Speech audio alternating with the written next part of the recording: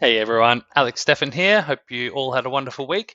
I'm just in the office after hours looking for some good development sites, so I thought, why not press record and take everyone on the journey? So I was thinking, trying to find a good development site in Brisbane. So I found that a lot of these 600 square meter lots within the 200 meters walking distance of centre zones are starting to make sense, and we're getting a lot more of an inquiry for them. So let's have a look. Let's change this to house and land. Minimum land size at least 600. Sometimes it's good to have a maximum, and the reason why I do that because otherwise sometimes you just get like an endless supply of sites out in Bell Barrier that can't be developed. All right, let's start going through it. I mean, this looks like a pre-1911 house in Corinda, but we may as well have a quick look at it. So I'll get the planning scheme up. 66 Lynn Grove. You know what? I think we haven't filtered. No, it's Battle Axe lot anyway. So newest to oldest, 30 Franz Clayfield. Again, looks like a character house, but you never know in Clayfield. There are little pockets that don't have the character provisions, but this one does. Character. Oh, that's a bit funky. Chapel Hill. That house never going to make sense to subdivide it. Here we go. 2 Gumnut Close. Let's have a look at this. No, I can already tell that there's not going to be shops near here. I found that once you do this enough, you start like having this sixth sense about how close they're going to be to shops, which way they're falling, whether they're in an overland flow path, just by the pattern of development that you actually see. And it's really weird when it happens. You're like, this site can't be developed because it's in overland flow path. And it's like, hang on, I haven't turned the contours on. So keep at it. You'll get there eventually.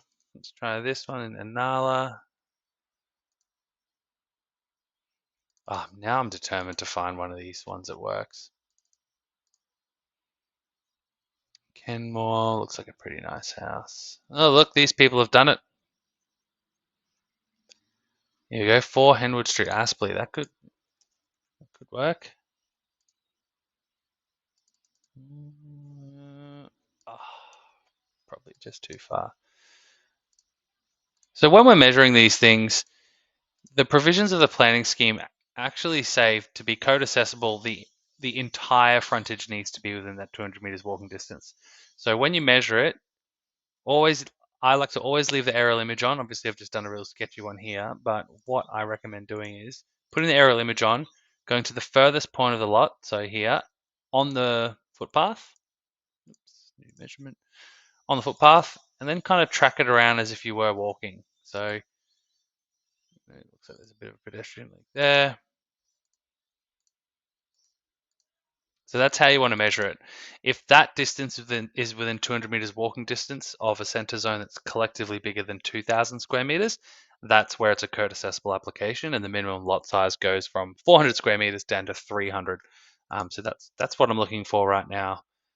Wow, I don't think we're going to be subdividing that. Orchid flower. I mean, this might be in a character infill precinct, so it might be worth looking at. It could be a dual opportunity. Infill housing. Okay. Let's have a look at the slope. Yeah, so it goes back to the back corner. That's a bit of a pain. Probably worth moving on from that one. The reason being that you're either going to have to get a stormwater pipe kind of over this way, then down this neighbor. Once you do the cost of just getting that to happen, you're probably not going to be making money at that stage.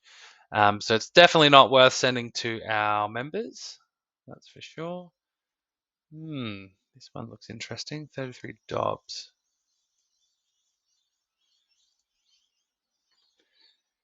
Jeez, struggling today. So this one looks like it's probably an overland flow path. No, it's not. Maybe I'm not as good as I said earlier. Offers over 1.1 million in 8 Mile Plains. What is going on there? Not even clicking on it. I love these style houses. It's a pretty new house. Probably too expensive to knock down. Beautiful. I could say this will probably be developed. It might even be heritage listed, just by the looks of it. But I cannot imagine the price that this house will go for, being where it is. It's going to make sense. Where's it? Creek Road. Oops, what's going on there?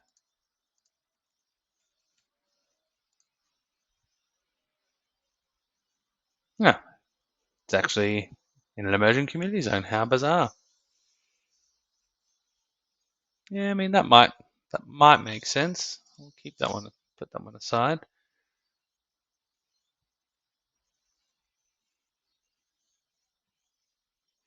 It's kind of interesting. 135. That said, it does look like it slopes towards a back boundary, even just looking at the image. Oh wow, that is a big house. Oh, and it's locally heritage listed, so we'll keep moving along from that one. Roadie Road, there's a bit of higher density stuff there. Let's have a look. Nothing. Wow, we're really not coming up with anything today. 7 Moorhead. Let's have a look at that. So it can take quite a while, as you can see, to actually find some sites. Obviously, we're going for the Holy Grail, being one that's 600 square meters, exactly within 200 meters walking distance of a center zone. All right, this one looks like it's a goer. 24 Arrow. I feel like did we already include this one? I might have. So this one looks like it should be within that walking distance. It might. They've got it on the plan already that it could be subdivided. Never trust it. Always measure it yourself. Let's have a look.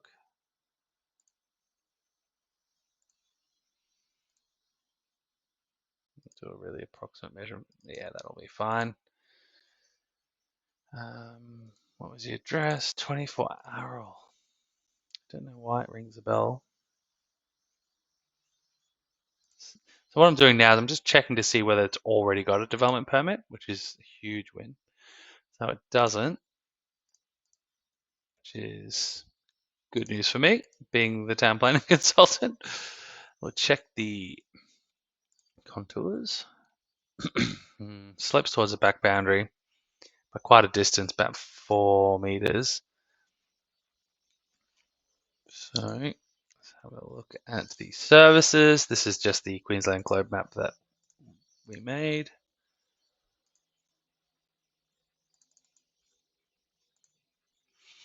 Sewer running down the back, that's a good start. This site appears to have some kind of infrastructure for stormwater. So it looks like what they've done next door to develop, and this is good because it looks like someone else has recently done a development in the same street. I reckon they have filled up half the sites and discharging the stormwater back to the curb. So let's go back. And it was a 2022 Arrow. Maybe this is why it's sounding familiar. Maybe we did this application.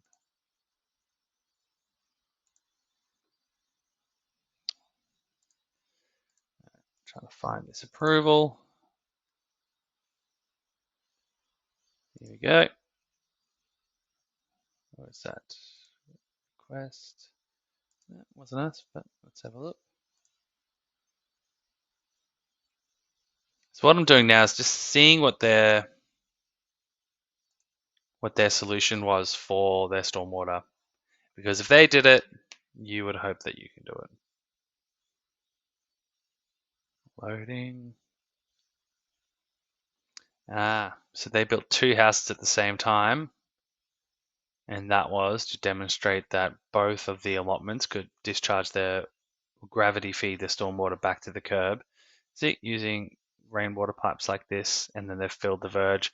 So you would assume that you'd be able to do the same thing. If you're trying to do something outside of that, like filling part of the land to push it back to the curb, I think you'd end up with a really high retaining wall. So this one's definitely got some potential, but obvious you'd have a bit of issue with trying to get that discharge back towards the street.